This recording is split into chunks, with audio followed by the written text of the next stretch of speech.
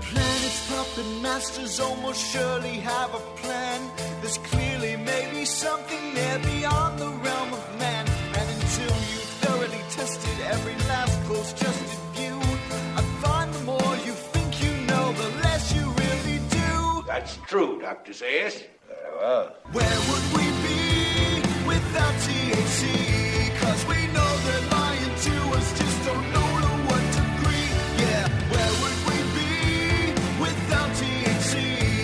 The Higherside Chat Show, Greg Carlwood and Company. How's it going, Higherside Chatters? Drinking a little drink, smoking a little smoke from sunny San Diego. I'm Greg Carlwood, and today we're just trying to reconstruct some truth out of the mountain of lies we have to go on in a whole host of areas. In fact, it's no secret deception runs deep in the official narratives of history, whether we're talking about the possibility of another worldly influence in ancient Egypt, suppressed discoveries of giants in early America, or the undeniable and oftentimes ironclad influence of the international banksters. Because as important as these things are, they never make it into the history books, and if it weren't for guys like today's guest, we'd know even less. His name is Xaviant Haze, and he's been here once before in the early days of the Higherside Chats talking about his book, Aliens in Ancient Egypt, The Brotherhood of the Serpent, and the Secrets of the Nile Civilization. And it seems like he's been putting the pen to paper quite a bit since then, having released Elvis is Alive, The Complete Conspiracy, Robot Zombies, Transhumanism, and the Robot Revolution, The Suppressed History of American Banking, How Big Banks Fought Jackson, Killed Lincoln, and Caused the Civil War, Ancient Giants of the Americas, Suppressed Evidence in the Hidden History of a Lost Race, and several others. It's a cornucopia of conspiracy goodness, folks, and I can't wait to get into it. Xaviant Haze, my man, welcome back to the often hazy Higherside Chats. Well, thanks for having me back on. We're going to have fun today. It's going to be a smoke-filled odyssey of truth. I like it. And it's great to have you back, man. Clearly, you have been busy since we last talked. I figured we could probably start with the suppressed history of American banking, just because there has been a very persistent rumor in the conspiracy world that America never really gained true independence, and that below the surface, money still flowed right back to the British royal family and the banking bloodlines that they work with. Some even say it still does. And is that something you would concur with? Yes, right now, since 1913, basically, when the Federal Reserve kind of took over, it's pretty much been ironclad of banking, Rothschilds and those sort of characters controlling what's going on. And, there was a little hope that Trump would, actually do something. But it seems that, he was kind of interested in repealing the Glass-Steagall Act, which was brought back in by the Clintons. Mm-hmm. And, that's pretty important to not make it so much of a centrally controlled banking institution, which it is. I mean, they're not even part of the government. It's literally private. I'm sure a lot of the listeners know this already. So, to have this control, you can kind of find the origins of it in 1913 and with the Titanic, actually, which is kind of funny. Any of the bankers who opposed this Federal Reserve Act got a one-way ticket on the Titanic, and good way to get rid of your competition. Yeah. But as far as going back in America and history, most are familiar with Andrew Hamilton. Alexander Hamilton. Sorry, Alexander Hamilton getting the Rothschild sort of Federal Reserve central banking system into play.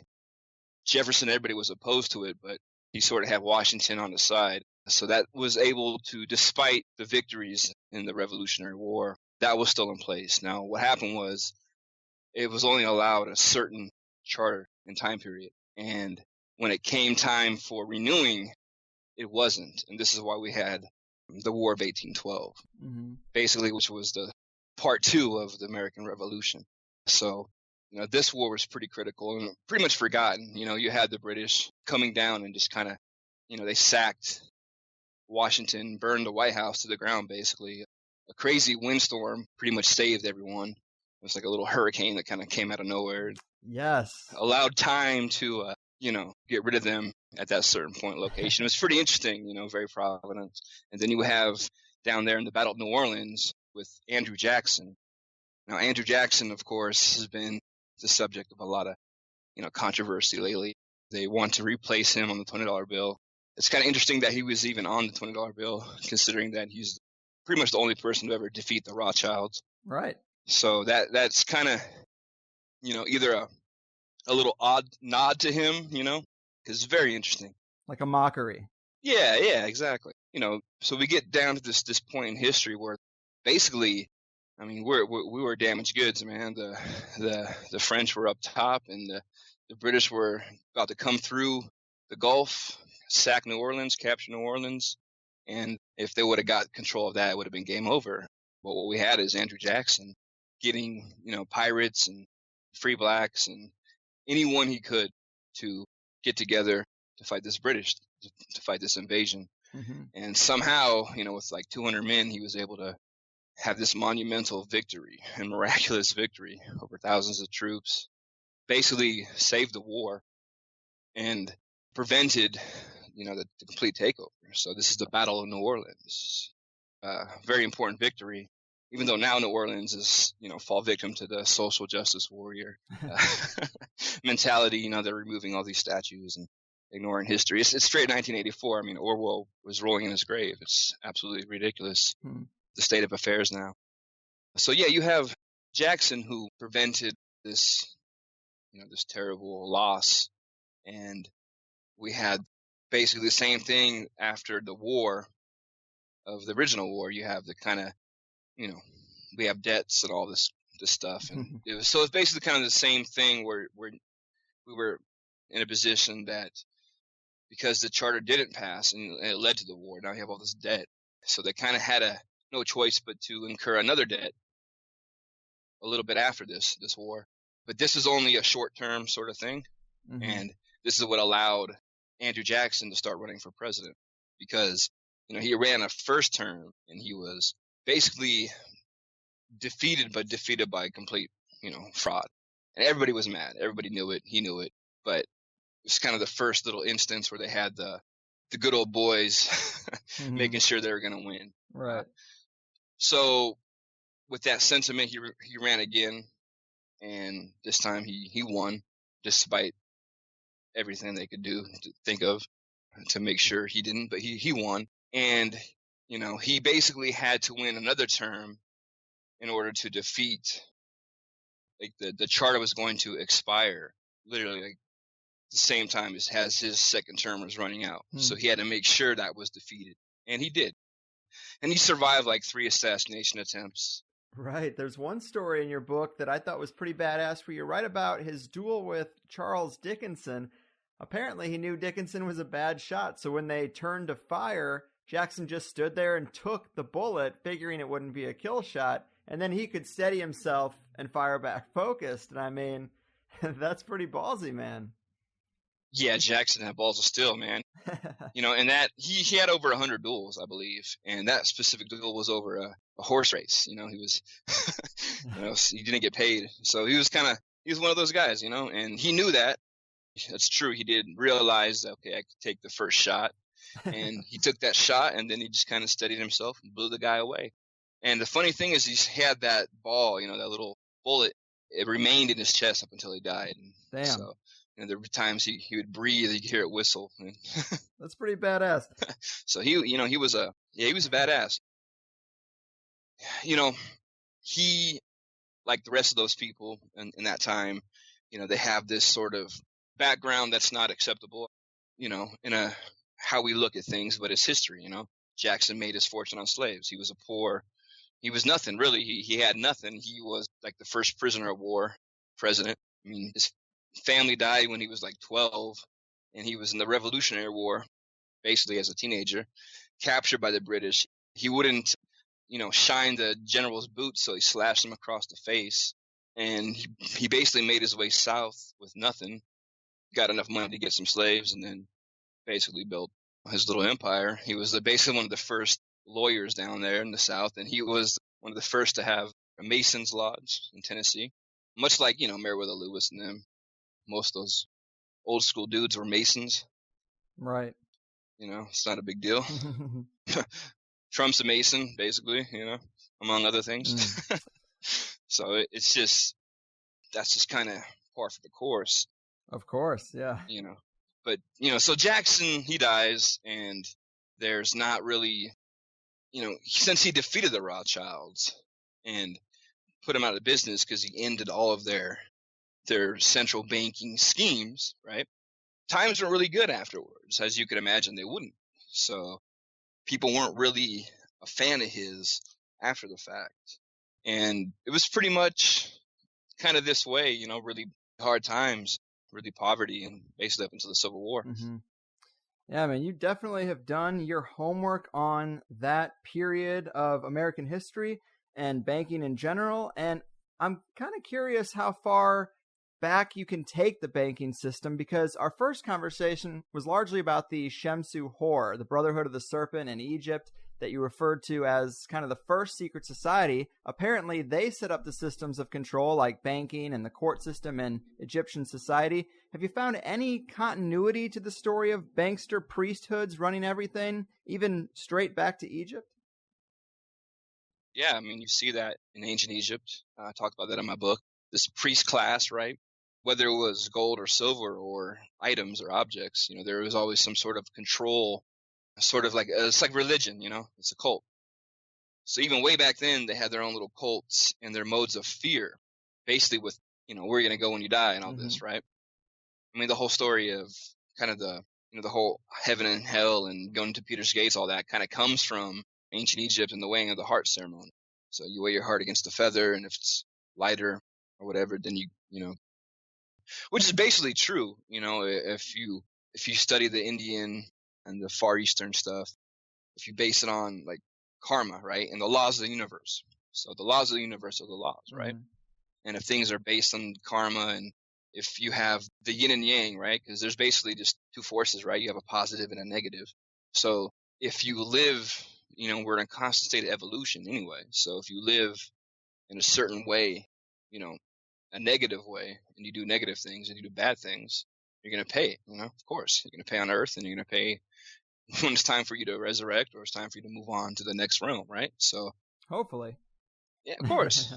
So you have these concepts like all mixed mash together, and over time they kind of get misinterpreted or repainted to fit certain other ideologies. Sure. But the idea of this ancient form of money with control and banking, it's you can see it in ancient Egypt, you find it in Babylon, the Babylonian bankers, right? So you have even Jesus, right? Jesus was he was no fan of the money changers. Right. Well, it is interesting that this Shemsu Hor group popped up to install all these control systems, and they are represented by the serpent, because we have all these rumors of reptilian overlords, the classic snake in the Garden of Eden, previous age where the world was ruled by giant reptiles. Snake visions also dominate shamanic journeys.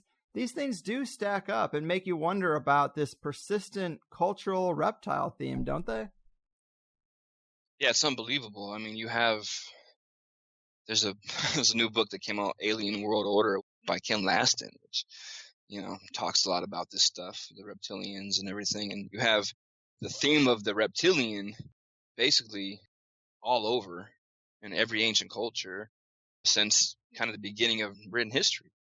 And in pop culture, it's there as well. So it's strange. It's like it keeps popping up.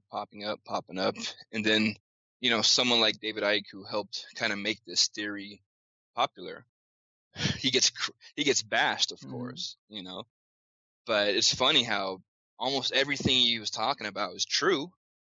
It's been kind of proven true, except for this one thing, which I don't know. I mean, like his record's pretty spot on. But here's the thing, though: this reptilian presence, if it is in an interdimensional form or a 4D form, the government's known there's beyond the spectrums of light. Understand? Like, so they've known this for a long time. So if they're just kind of emitting new light forms and new wavelengths, whatever, so who's to say that, that there's alien entities that exist in these forms that we just can't see?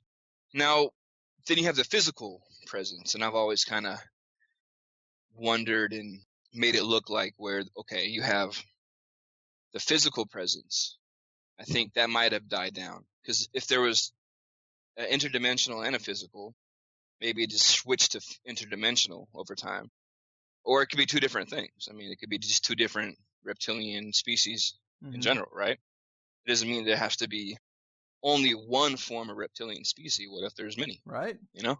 So you get into the Sinclair family Mhm. with the dinosaur, right? The Sinclairs are from the Knights Templar. Yeah, they had the Sinclair gas station, which had the dinosaur logo and oftentimes like a dinosaur statue out front. Yep. Very cool. Very cool. Very weird though. Yeah. Why? Reptilian. Of all the things to choose, like why that? Yeah. Very, very strange. So you have these things, and then you have the Muppets, right?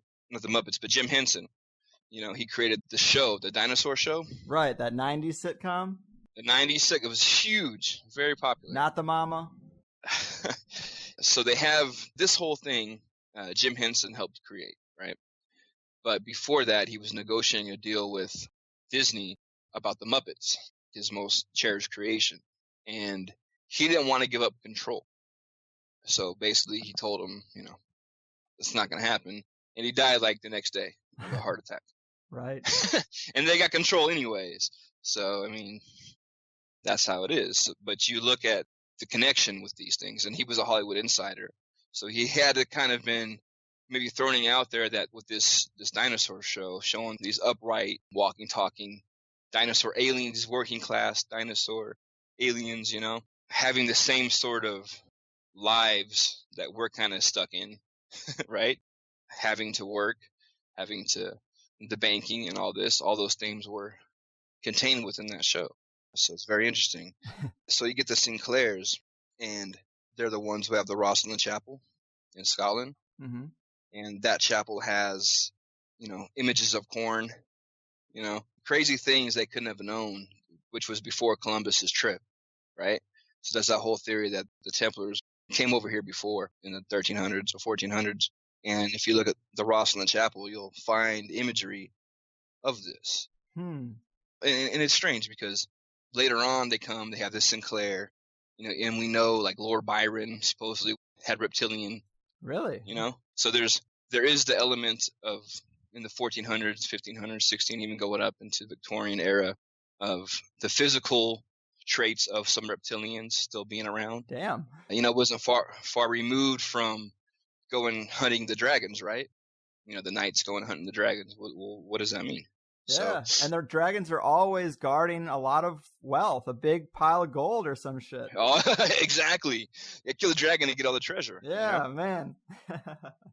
That's awesome. And I do just love that story about Jim Henson and the dinosaurs. Like, he knew the truth and wanted to somehow mock them in mainstream media. Just all the reptilian connections in general. It does make you wonder. We even noted last time that the most famous video game ever, Mario, is about battling a family of crown-wearing reptiles. And it's not conclusive, but it's very clearly in the cultural memory. And I used to be very into this idea of aliens from another planet coming down and hooking us up with a societal jumpstart, for better or worse. But now I actually think contact that it might be like shamanic journeying or, you know, tapping into that astral plane, because that was big in those ancient times. And I think that type of contact and influence is a bit more likely than a ship landing somewhere on the Giza Plateau. These tools and systems of control could just as easily pass from some reptilian archonic beings to an elite priesthood like the Shamsu Hor by more esoteric means than physical, kind of like you were suggesting before. Yeah, I mean, the thing is, we have so many references and so much historical, you know, conundrums that deal with this topic. You know, I'm just going to go through, I have a list right here, just the pop culture alone with the reptilians. Yeah, King Koopa from Mario Brothers, and you got the Sleestaks from Land of the Lost.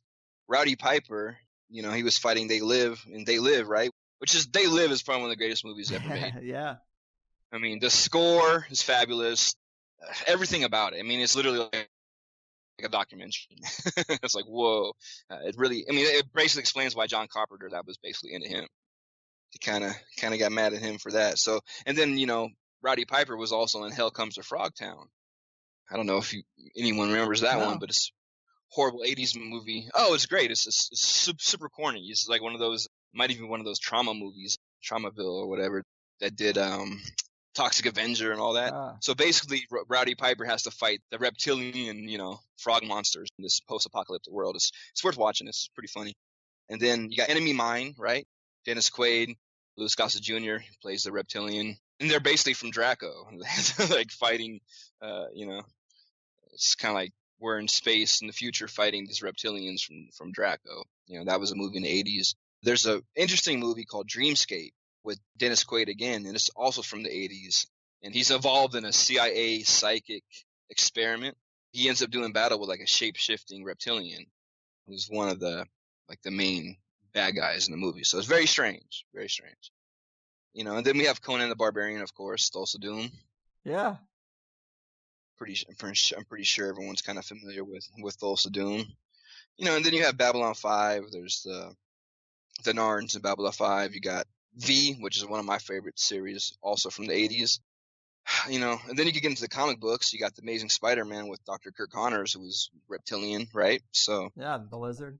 Yep, and Fantastic Four. The Sauron and the X-Men, Teenage Mutant Ninja Turtles, of course.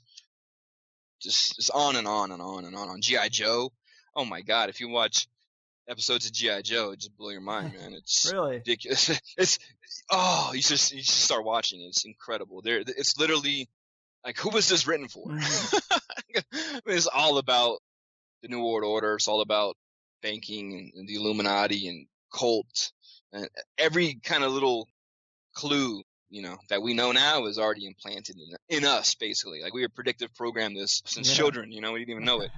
Yeah, G.I. Joe's insane. It's crazy. Well, that is quite a lot. It's definitely a major theme. And in terms of that idea that reptilians would have to be physical, I do think the more nuanced understanding is that this cultural memory or this connection between the elite and something reptilian is more magical or ritual based, because it makes sense. The connection between occultists and banking has always been fairly strong. It was always this priest class. And then we have stories about the Knights Templar and their connection to Baphomet, another possible entity that they got banking practices from. And I don't know how you really craft a fractional reserve system of creating something out of nothing and get everyone to buy into it without some type of spell, because we all seem pretty bound and mesmerized by it. Oh, I mean, it's right there on the dollar bill, man. So it's right there, all the witchcraftery, the sigils and symbolism. Yeah, it's there. So, well, think about it. I mean, you're only as free as the dollars in your pocket. So, yeah, we're kind of, all of us, and this is why things really don't get done on certain levels, and that's why it's kind of disappointing to see Trump just make a 180 on basically everything. It's like either he's a complete con man, or he got in there and realized, like, I mean, what can you do? Like the deep, like Ron Paul. I mean, Ron Paul is a real president. Let's just be honest, man. Like, he's been saying this for decades, right? And he said, you can vote all you want, the deep state won't change. And then you don't only have to worry about the deep, because the deep state really could care less. I mean, they got off-world technologies, they got all these anti-gravity crafts. I mean, they got the whole, if they are going to Mars and buy a wormhole technology, who knows, man? We don't know what they know. You understand? Like, there's our world, and there's like their world, that the real world that we have no idea about. Well, that's interesting you bring up Trump in that way, because I noticed that your most recent book is called The Donald Trump Conspiracy: How a Billionaire Businessman Challenged the New World Order. And those are exactly the kind of questions I had, because now that he's staying in NAFTA, expanding the war, backtracking on NATO being obsolete, insider dealing, I obviously hated Hillary, and I was glad when I saw something like the TPP get shot down, but I still really in my heart of hearts thought of Trump as a guy in that 1% class who stayed rich, exploiting workers, making shady one-sided deals, and using the same tactics as families like the Rockefellers, the Carnegies, the Sinclairs that we criticize so heavily. So I'm not really surprised that it's the same old thing, because even when Obama was a choice, people voted for him because he was the anti-war candidate when you were listening to the speeches before he was elected. And this is what they did again. They didn't want Hillary. They wanted the guy who's saying, bring the troops home and let's fix this country first. But again, that's never what we get. It's always two puppets, one hand. Right. And this is, and this is why, I mean, I kind of just put it out as an ebook, basically because I got offered pretty good amount of money to write something on Trump. Boom. They wanted me to bash him, basically. They're kind of looking for why women hate Trump or whatever, which I could have done easily, but it wasn't truthful to me. I mean, I kind of thought the real story was actually what he was saying. I mean, he kind of was going against globalism. I mean, we already knew how devastating Hillary Clinton would have been anyway, so that was never any option at all. So what Trump was saying before he got elected sounded good. Mm-hmm. A few things, not everything, obviously, but there was enough things. But of course, when he gets in, he killed TTP right away. He was off to kind of a good start, but then boom, you kind of see it, like you said. Now it's where, yeah, it's half and half really, because we're in a position where you have the Zionist control system in there. You have a lot of things that he's either fooled everybody into, or like you said, I mean, like, yeah, you have those concerns because he is from that world, His daughter doesn't help. Kushner doesn't help. Kushner does not help. The people he's surrounded with doesn't help. I mean, he I don't know, man. So we'll see what happens, Right. Well, I'm curious how you break down the power pyramid in general. It's something I used to ask quite a few guests that I kind of got away from because I just see so many competing factions, and it's a real Game of Thrones type situation as far as, what I see. But I'm curious how you break down the power pyramid. Where do you think the true power lies, especially since you have done this history in banking and trying to trace, is there a truth to American independence or not? And these types of things, the Rothschilds and their banking industry. When it comes to today, like if you try to take the past and extrapolate where it's gone, where do you think the capstone of the power pyramid is in modern times? I think, okay, America is, it's the illusion. We are still free in the sense that there's things we can do here that you can't really do anywhere else. Yeah. Our cages are much nicer than other places around the world. Yeah, pretty much. There is opportunity here, if you're smart. And if you if you avoid, getting in, because like basically everything's about money, all like throwing you in jail for money, it's not because you're doing something wrong or whatever. It's about money. Mm-hmm. And the whole system's a fraud. That is true. As far as the government or whatever, DARPA is the government. DARPA runs, that is America. DARPA runs what we think is the deep state or whatever. That is the government, right. Period. And then you have the banking control, the Federal Reserve System, which is Rothschilds, and that sort of Anglo-American old world control system with the ability to print money based off of nothing out of thin air and sell it to everyone. Yeah. And that's that's sort of it's a Zionist. They're part of it, but they want their own, they want more control. Right. So there's those in faction. There's those fightings going on with them. And then do you consider that to be is that a Jewish power network, or do you consider it to be just Well, there's a mix, because it's like a Ziocon, because you got the old world neocon, that influence, but then you have a lot of the Jewish influence, which it just what it is, man, and then you have all the consolidation of the media companies, right? Yep. So when you have like 6 media companies owning 90% or whatever it is, and then you look at their parents, and this always goes back to the military-industrial complex, like GE owns Universal, blah, blah. And so you can kind of see the chart, follow the money. So it is in that level. There is that a lot of Jewish, because you cannot deny that. You cannot say that Hollywood isn't Jewish, Right. Disproportionately. Yeah, of course. It's right there. You can read the credits. and that doesn't mean, that's not a negative thing. That doesn't mean that's like some conspiracy or whatever. No, that's just how it is. But you have to be able to look at everything and then be like, well, wait a minute. If there's a National Security Council for president, right? Mm-hmm. And there's 10 people or 12 people or whatever.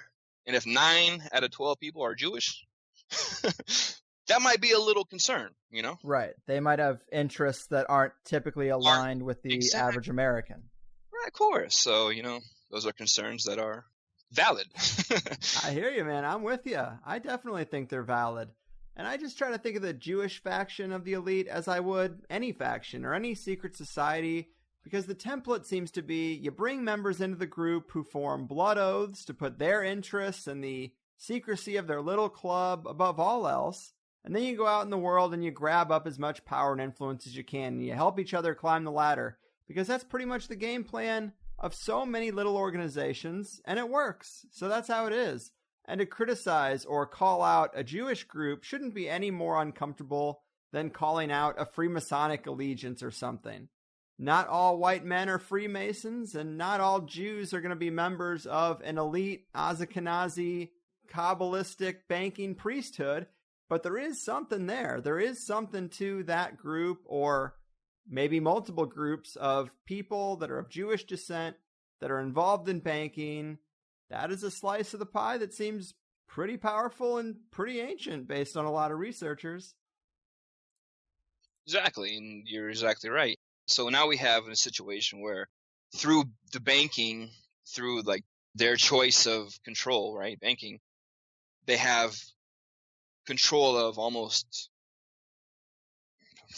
what? I mean, who isn't under control of the IMF, you know? Right, that becomes the game. It's like, obviously Hollywood is a valuable tool, but it ain't like banking. And so you got to look at which tool is the most useful and try to do like the Russian doll thing, like which is the bigger one. And Right. and I really do think banking has to take the cake because everything has to be under that umbrella. Everything is. I mean, Hollywood is a great tool for mind control and to push agendas and propaganda, which is all you see now, which is makes me sick as a filmmaker and an artist. You know, I'm sick of it, seeing it, you know. So that's important, and that's been done since the 50s or whatever, you know. Lookout Mountain up in Laurel Canyon, that's kind of where all those new technologies in film came from, and that's government. Yep. And that's what they were kind of using. All the war propaganda stuff they were creating up there. Now we all know Lookout Canyon is related to the Laurel Canyon. And then you have the Laurel Canyon conspiracy that David McGowan talked about. Yeah. That helped introduce these elements through music, but they were all kind of all these musicians were basically sons of fathers who were in the military-industrial complex and things. Like Jim Morrison's father was the admiral that got us into it was the false flag of the admiral that got us in the Gulf of Tonkin into Vietnam, and a lot of crazy things going on, you know. Like, I don't believe in coincidence when it's like that. It's just too weird. Right. You got to look at those connections and weigh them appropriately. Also, I wanted to circle back to that earlier question of, did America really win its independence, or did something else happen on paper behind closed doors that didn't really match the public perception? Because you have a couple interesting facts when it comes to answering that. For example, you say that the Jay Treaty had us paying the king 600 pounds sterling silver for their loss, which I really don't know how much that is, but you also note our property taxes, and it does frustrate me that when you own a home, you still have property taxes every year. It's really just like a rental because you cannot get past that. And with all the quote-unquote debt the country is in, it really should start making more people curious about who owns this land and who really owns the Federal Reserve. The Federal Reserve is owned by a private, a group of international bankers. I doubt very few Americans are on that board. Mm-hmm. And we have, as much as I want to say that America is, like we said earlier, we're free to a certain extent, and we have this illusion. But the truth is, like, these guys, they were great men, these founding fathers, but they were flawed men, of course. But they were men of their times. So yeah, it's kind of funny when I've been reading a lot of Vonnegut recently, and Breakfast of Champions, and talk about a great writer. Very funny. I mean, for 1973, this guy's writing this stuff. Unbelievable. So he's talking about Thomas Jefferson, one of the greatest free-thinking libertarians, writing about all this, like the guy who wrote the freaking Constitution or whatever, Bill of Rights and all this stuff. And he was a slave owner. All these men were. But I think that what's lost is, they were looking at not their specific time and place. They were thinking about in the future. They knew, obviously, all the challenges they were facing. They're barely able to win that war, which is a miracle in the first place. And they still had to deal with the banking control and being hoodwinked by Hamilton and all this, right? But I think essentially what they were trying to do, because these were learned men, they were trying to lay this document for us, for future generations to have freedom, to be completely free. And we do have a lot, and a lot more than most. I mean, the right to have guns and all this is very important. No one else has this, really, literally. So there's a lot of things that we are granted and very privileged to have and very lucky to have. But then again, we're also surrounded by bombs and traps and booby traps. And if you're black and you live in the ghetto, even worse. So you got to be smart. You got to use your mind.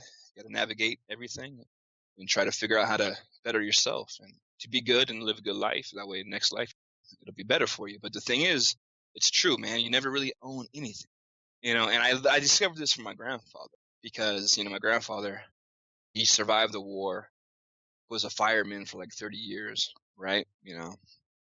Basically typical Americana, right? Yeah. He bought his house for, I think, $12,000 in the 60s, owned it completely, right? But, he ended up paying just, on property taxes and this and that, since he owned it, probably about 8 to 10 times more than it's even worth, just over those periods of years, right? Mm-hmm. So think about that, man. You buy a house, $80,000, boom. There's no incentive. There's really no incentive to own your own house if you think about it, because you pay it off. Then what? Right. You got to pay $3,000 or $4,000, $5,000, depending on where you live, every year. Exactly. So I would think that Trump, being a businessman or someone who wanting to do good, I would think we can't be the first person to ever think this.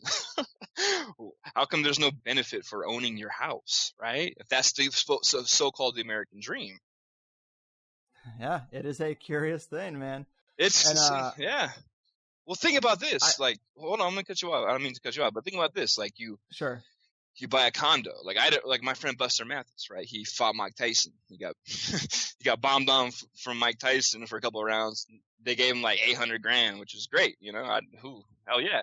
But by the time the government and Don King and everybody got their cut, he had maybe $300,000 left. So he bought a condo in Coconut Grove. Sweet place. Owned it outright, right? Right. Well, then, everything kind of dried up, and they have these HOA fees, maintenance fees, right? Homeowners Association fees. Mm-hmm. They want to charge you ridiculous amounts of money, $500 or $1,000 or whatever it is. So after a period of not paying for a few months, then you suddenly owe them association fees. Now you owe them $2,000 or $3,000 or whatever it is. And then all of a sudden, since you didn't pay all those association fees, guess what? That gives them the excuse to steal your apartment or your condo. Right. So they literally took his place just because, he was behind on some a place that he owned outright. And that happens a lot. And the whole thing of those big condos, why they're all empty, is because they want to get you in there and then apply you with these HOA fees to the point where eventually you won't be able to afford it. And then they steal it from you. And that's how they do it. And same thing with houses. You can own your house, but the minute you go a couple months behind on whatever, someone will take it from you. Yeah. And you got to pay the master. It just never ends. You can't get outside of it. You can. It's impossible. Yeah. You just got to make enough money for yourself that you can break them off and it doesn't bother you that much. That's the best you can do. That's all you can do. Man, that's it. Anything to avoid going to jail. Exactly. So, man, to switch gears a little bit, I also wanted to talk to you about your book on giants. Of course, every conspiracy show under the sun has talked about the huge number of giant skeletons and bones found in early America, but you write about actual encounters the conquistadors had with living giants, which is talked about far less and is pretty provocative. What can you tell us about this? Oh, man, that's my favorite part of the giants, is talking about the conquistadors. They have firsthand accounts, which are fabulous. And it's true, we always kind of read about anything but these, right? Mm-hmm. But to go into and find, for instance, Amerigo Vespucci, his account, which is incredible. He's the one that they named the Americas after, right? Mm-hmm. Spanish conquistador from Verona. So he goes and he's looking at the island of Curacao, which is off the coast of Venezuela. And they land, and they see these big footprints, and they're kind of these are pretty bigger than usual footprints. And he follows them up, and he ends up into a little village where he finds some very tall women. And now the women of the tribe were bigger than they were. These little conquistadors, probably 5'4", 5'5", whatever. Mm-hmm. So they're kind of figuring out how can we get how can we take a couple of these girls back to the ship with us, right? Well, when they were formulating this plot, in came the giant men of the tribe. And they were like, okay. Because these guys were like 9 foot tall. So they were like, okay, let's rethink this. So they kind of just backed up slowly and got out of there, right? They fired off a couple cannons, to scare them when they're going away. So anyways, and he names the Carousel the Island of Giants. Yeah. Boom. Pretty cool.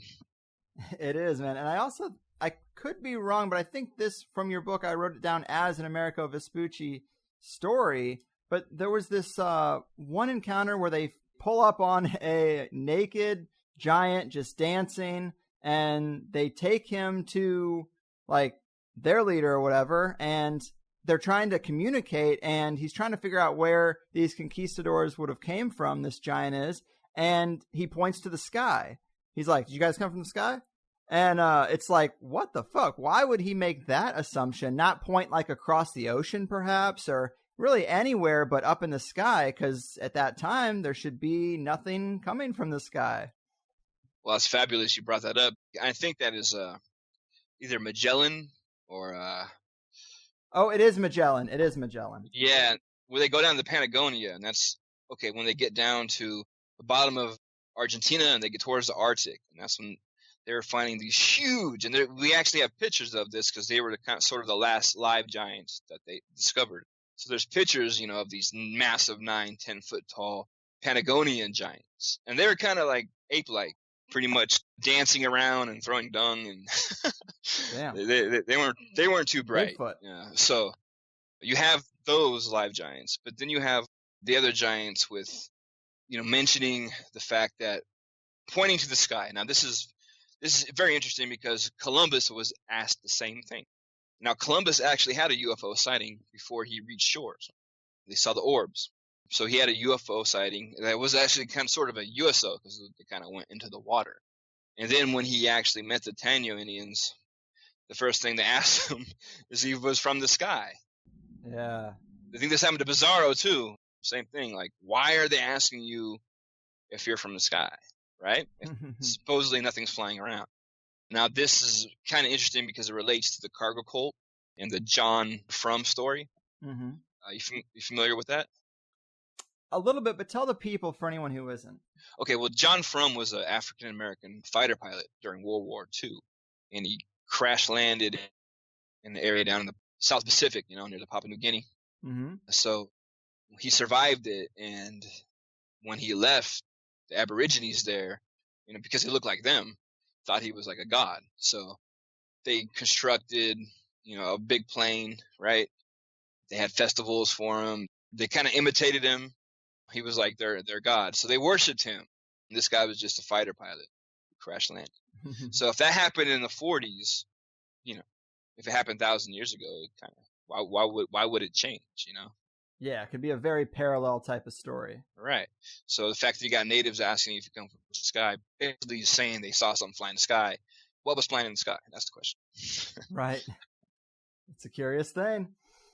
Man, and like you mentioned the Patagonia stuff, which I thought was really interesting because I'm always down for anything involving Antarctica, especially now. It's a very interesting place because it is so huge and underexplored. You got Lockheed Martin down there. You got treaties that say you can't go there without really serious permission from very important organizations. So it is odd to hear about something like giants down there because who knows what they might find. There might be ruins down there. There might be all kinds of stuff. It's conspiracy. The rumors circulate.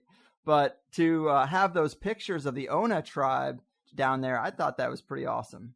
Yeah, that's cool. And exactly, if these super tall natives, which are, they're right there in the Arctic, basically. So if they were still around, who knows what's actually down in Antarctica, which has always been mysterious. I had a friend who was down there, stationed down there. And I guess he was working at Lake Vostok, which really doesn't get mentioned about, but it was really important, one of the lakes that they actually found, deep water living organisms and like crazy cold water. So Lake Vostok has been very interesting.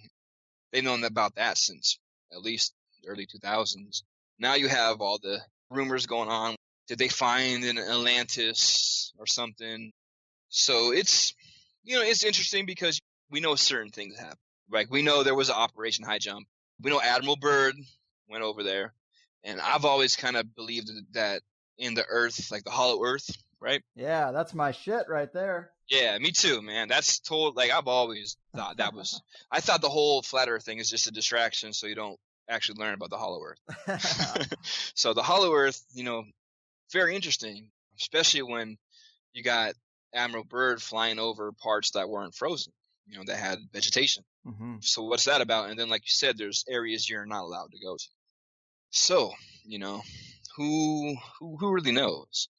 We can't really be tourists because we don't have access to certain places. Right. Like all the cool places we can't go to, like in Cuba, for example. I lived in Guantanamo Bay when I was a teenager, right? And our teacher used to tell us about how there was pyramids and stuff in the mountains, in the Sierra Madres, the areas like you're not allowed to go in, basically. They had found. Damn. Yeah. And which is very interesting because you have supposedly, if you go in the top part of Cuba, a little bit off on the northern side, they found some scientists, I think it was Canadian and Russian scientists, found some submerged buildings that look like some Mayan temples and stuff. So, damn. Yeah. And then, there's no update. They're not allowed to explore any further, right? Because it blows the whole thing wide open. If you have Mayan temples or whatever and actual Mayan pyramids in Cuba, it might mean that those things are actually older and not even built by the Maya. They could be from a time when the Caribbean was higher, right? True. And that kind of goes into like the whole idea that there was an asteroid that kind of hit off North Carolina. Yeah, in the Younger Dryas period. Exactly, yes. Something happened. About 12,800 years ago. Yep. So that's why they're kind of trying to say now, like, oh, there's humans here 100,000 years ago or something in California, which is interesting. But like, how come they don't talk about the footprints and the ashes and the volcanic ashes or whatever, like, that are super old that they found in Mexico? And the U.S. Army came in and said because they found some carvings in a mastodon bone or something. They found some evidence that appeared that there were humans there over 250,000 years ago. They just kind of shut it down. This is in the 70s, So they know. They know. It's just that control. And it goes back to keeping the lie of evolution and keeping the Royal Academies and keeping this constructed narrative of their false timeline of history in check, man. They got to keep it. So that's the only thing, Nothing will disturb that, right? So they have to make sure. And this is why the Giants get no love, They kind of, despite every culture in the world and every history and all the Bible and everything, it's just nothing but giants. But well, that's the thing, man. I mean, this is amazing stuff. There's clearly something there, but these giants seem to be everywhere. Just a couple hundred years ago, based on these stories, could all trace really have been wiped away that easily if they did exist so recently? It seems odd that we can't find any. Exactly. And this is kind of, okay, just going off biblical stuff, right? Mm-hmm. The giants were created. They weren't created. They were the offspring of the relations of the angels, right? Like the fallen angels. Right. They were. Okay, let's take it back. First of all, there was the creation of these races, the Adama or whatever, because it's the Adam. Like, it wasn't like one person, it was like a race. Genetic engineering, is that the kind of thing? Like, yeah, exactly. Genetic engineering. And one of the first races was the Adams and Eves, so to speak, right? But then they were given this sort of knowledge by the Reptilian, and God got mad, so he punished them, so he left them out in the world, punished them. But then the problem was the angels were like, damn, these Eves are kind of hot. So they started playing around with them, and they were grabbing them by the pussy. Doing the Trump tactic, So basically, they were giving birth to the giants, but then the giants were like kind of like cannibalistic. They weren't very good. So it caused like the gods to be like, yo, we got to this experiment has gone long enough, and it's just, we got to get rid of these assholes, basically. And that cannibalistic element is consistent with the stories from Native Americans and the people who saw these actual giants, right? I was just about to say, it's very interesting. You have the same thing in the Native American histories about these cannibalistic giants, and that they were destroyed specifically because the Great Spirit was tired of the shit. So, same thing in the biblical. So we have this collective consciousness of very wicked giants messing shit up and needing to be destroyed. And that's kind of what happened. So, after this, we know that all of them couldn't have possibly died, because even in the Bible, there were still giants they had to go kill, right? Mm-hmm. There were still Goliath, there were still the sons of Anak, right? When Moses is making his way to the promised land, and his little scouts come back and says, like, yo, bro, we got a problem. Jerusalem looks cool and all, but there's the sons of Anak. How are we gonna beat them? They're a bunch of giants. So a lot of part of the Bible is figuring out how to get rid of the pesky giants that actually survived. Huh. So if those ones survived, what's to say that all the way across, in the Western Hemisphere, they wouldn't survive too? Obviously they did, because we found evidence of it, right? First person accounts. But the thing is, we're kind of looking for the real giants, like 15, 20 foot, all this stuff. Yeah. I don't think, there was ever sort of like a 30-foot giant. 20 foot is kind of stretching as well. I guess it depends on what point in history with the atmosphere, because we know certain types of history, there's certain atmospheres that, giant things are bigger, right? Right. It changed. Like the dinosaurs couldn't exist in the current environment we have. It had to be different at that time. So it could have had giant people too. Exactly. So I think at some point, there could have been a more giant based on that. And I think what happens is, just like anything in genetics, you have, because a lot of the native, like when they encountered the giant chiefs, were all basically, most of the chiefs were giants, 9 foot, 10 feet. Very astounding, right? To these, to the conquistadors. And it was because it was selective breeding, right? So it was keeping that, because the giants, because usually it goes to semi-divine, divine, right? And keep the bloodline, So the taller ones, they had been part of keeping the bloodline together. And that's kind of why there were still some left. Because not all of them were giants. And a lot of times you'll find most, especially in the mounds, when they start digging up the mounds and everything, most of the Indians were about 7.5 feet tall, which is still very tall.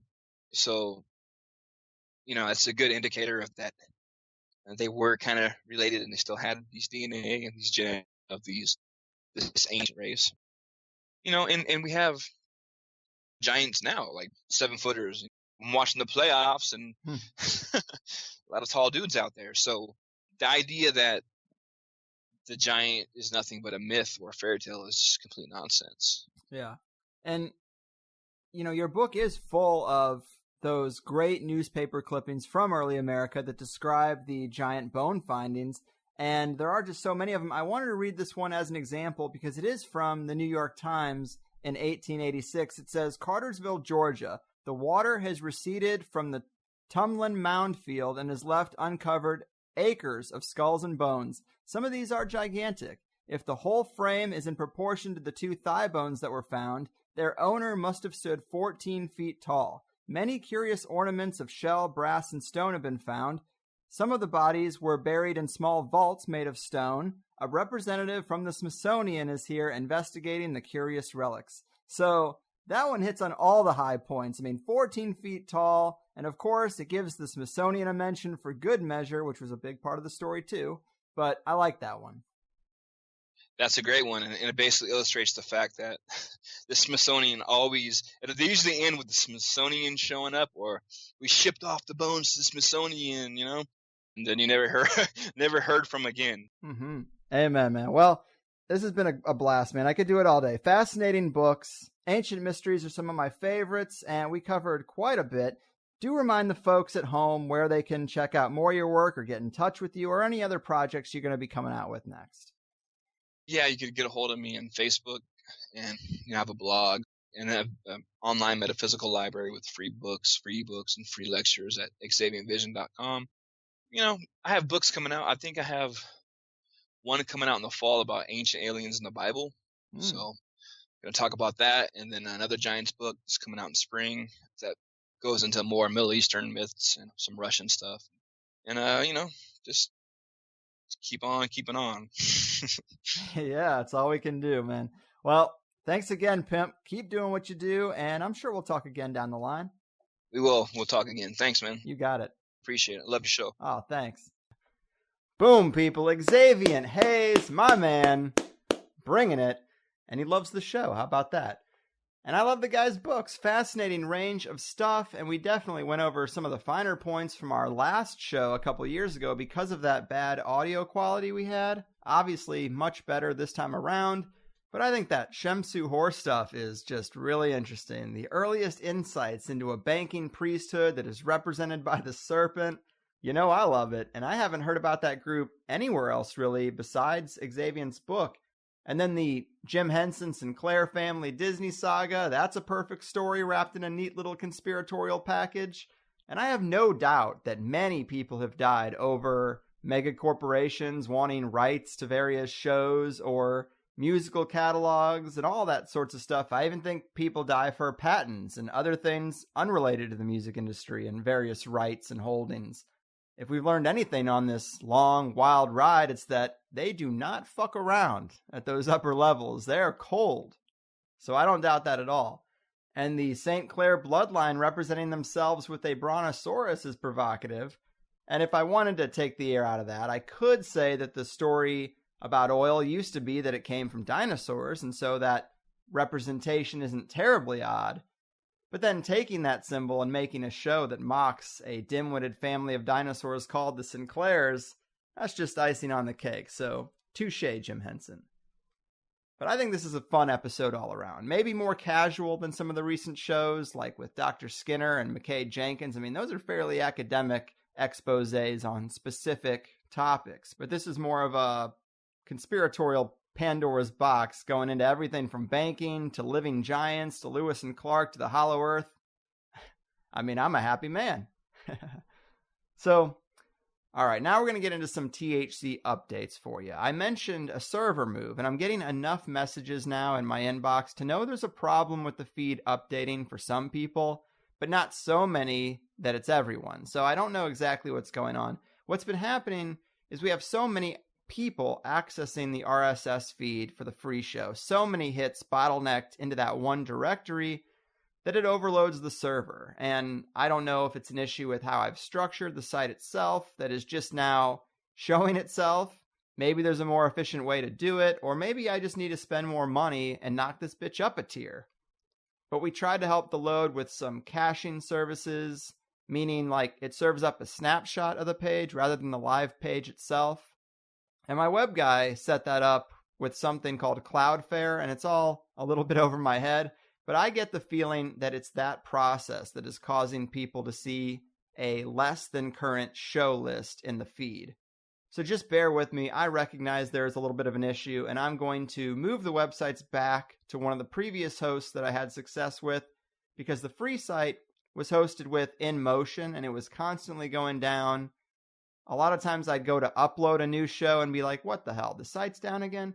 So it was an issue. But the Plus site has always been hosted with Bluehost and was up 99% of the time. So I'm going to take everything, free and Plus and clothing, back over to Bluehost as soon as I can. Personally, I think that I have made the websites themselves so easy to use that it's not the end of the world. If you're not getting the updated show feed, just please go to the website and listen to the show. It's really not that inconvenient, and it's only going to be for a short time. There's also a weird thing with Higherside chats in Google search results where it's all Chinese and says that we were hacked or something. That is just an issue with the website's country code, the Unicode, I guess it's called. I have no idea how that got changed in the server move, but again, I paid someone to do it, so I didn't want to make these sorts of mistakes. And they happened anyway. So everything's cool, guys. Nothing is fucked here. Nothing is fucked. Yes, we're a conspiracy show, but these are not conspiracy issues. They're ignorance issues on my part. Also, if you're a Plus member, I uploaded a special bonus show last week that you might have missed. It is my review, breakdown, summary, cliff notes from the Science of Consciousness conference. It's over an hour long because there was a lot of content I sat through over the course of, I think, 4.5 days. And we talk about everything from the latest research in mind-controlled VR and AI advancements to how Pokemon Go affects our dreams and the true path of mind melding with finches. It's full of interesting results from a bunch of recent studies. So check that out if you are a beautiful, precious Plus member. And if you aren't, maybe it's a reason to sign up, because it's something you can't get any other way. So come on in for the $5, listen to that conference show, go back and listen to the full version of some of your favorite previous episodes, get a lifetime forum membership, and then cancel. You don't need to be a Plus member forever, and it is nice. Oh my God, it's so nice when people say that they are in it for the long haul. It's a big stress reliever to hear those kind of things. But I don't think it's too much to ask for people who listen for free to give me a little $5 tip once in a while. Hop in and hop out and get those bonuses for themselves. So consider even a temporary membership, because it still does mean a lot to me. And what else? Higherside clothing. So I am switching printers because I have had some hiccups with the current one, and I do think we can do better. And I have a pretty good relationship with these guys from We Produce. They actually listen to the show, so they get me, and they also want the quality and consistency to be high, which is amazing, because right now, with the company I'm at, I'm just one of 1,000 clients, and they really don't give a shit, and I know that, and so I can't make them give a shit. I have to just move. And they handle all the customer service that We Produce, which is a huge help to me. So that switch is happening really soon, probably before the next show even comes out. And when it launches, I've also added 2 new designs that weren't there before. If you remember me saying so, all these new designs at Higherside Clothing are based off specific Higherside Chats episodes. So we have a Hollow Earth design, JP Morgan sinking the Titanic, Baphomet and the Templars, the Archon control system, a cryptid lineup, all sorts of amazing designs that I am so happy with. I don't think there's really anything like this in a t-shirt company. And the newest design is based off the Ancient Aliens / Pig Chimp hybrid show that me and Gordon did a while back. I showed it to him. I think he got a kick out of it, and I personally love it. It's a team of Greys stitching up a Pig Chimp hybrid Frankenstein style, and it's pretty cool. Also, since we switched to Higherside Clothing from Conspiracies because there were too many copycat companies popping up, and I'm not a lawsuit kind of guy, but I also don't like people fucking with my shit, when we made that switch, we went with all new designs, and there hasn't been just a straight Higherside Chats design, and that's what people have been asking about. So we got one now, and I think it's pretty awesome. It's completely new. The font for the text is modeled after the game BioShock, because I love that aesthetic, if you're familiar.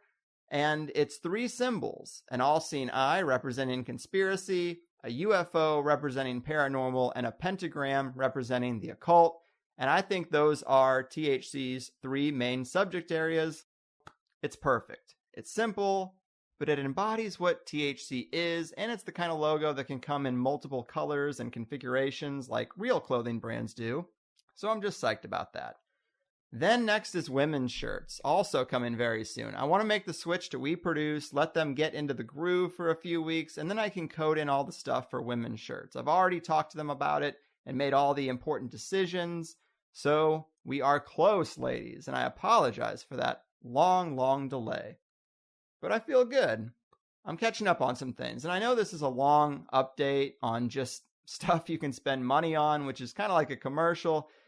But I have to find a way to update you guys. And I personally hate when I turn on a podcast and it's an interview with someone I really like and I'm pumped to get into it. And I get in the car, start driving, I put on the podcast, and 15 minutes later, I'm where I need to be and the guest hasn't even been introduced yet. And so I always wait until the end of these shows. And it's not a perfect system either, because if you just happen to not like or finish this particular episode, maybe you feel a little bit out of the loop. But because podcasts are just auditory experiences and based on RSS feed subscriptions, sending an email or even putting some type of notification on the website itself is only going to reach maybe half the listeners. So it's really all got to be on air, because that is how we stay in touch. You could follow me on social media too. I try to do updates on Twitter and Facebook, but if it's not important to you, then don't worry about it. I'm just saying, if you've had some frustrations with the feed or the lack of communication about the feed and the server move, I apologize. It's just finding the best channels to communicate those sorts of things without interrupting the flow of the episodes here, because to me, that's what's most important, and the rest is going to work itself out. You know, that's the philosophy that's gotten me this far. Just make sure the on-air content is good and the interviews are as solid as they can be, and people will stick around through the rest. But back to today's episode, I did think we covered a lot of great ground, and going over reports of living giant encounters from not so long ago was a nice switch from the giant skeleton remains stuff that gets talked about a lot. And in the Plus show, we got into some other pretty wild stuff. The Xaviant Haze saga, John Quincy Adams' interest in the inner earth and its devastating effects to his political career.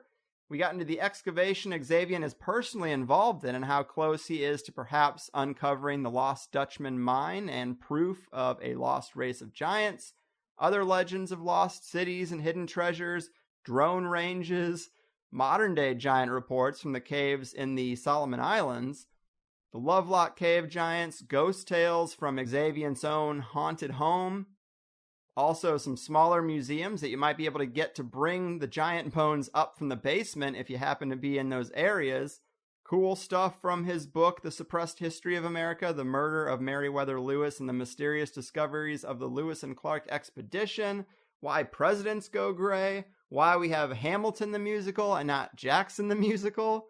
Solid stuff. I love treasure hunting stories, and Xaviant seems to be right on the cusp of a possible discovery, and it worked itself out because he didn't want to say too much about it or get too far ahead of himself, and it came out in the second hour anyway, so he doesn't have to worry too much about too much being said before it's ready to be said because of the smaller pool of listeners. But I'm definitely going to be looking for updates on that.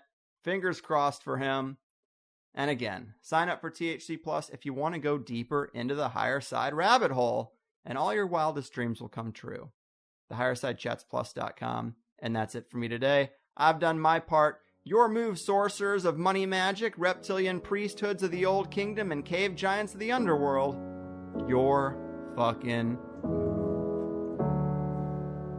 Oh no, you see, the world isn't random, it's attached to puppet strings. Control over everything.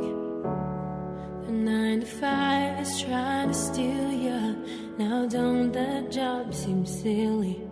Hello, can you hear me? Or should I play back recordings from some spying agency? Wish we were younger and free. I'll be thankful when it's all exposed, the vast conspiracy. There's such a difference between us and the damn brush house. Hello from the higher side. They're calling out 1,000 crimes.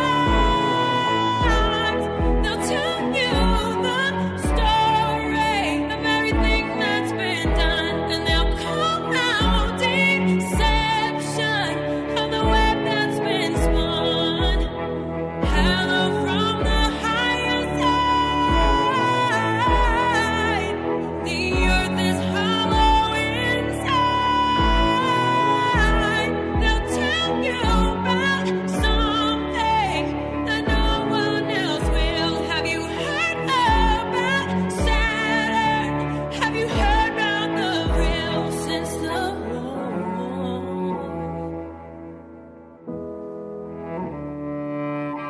Oh no, they're cartoons.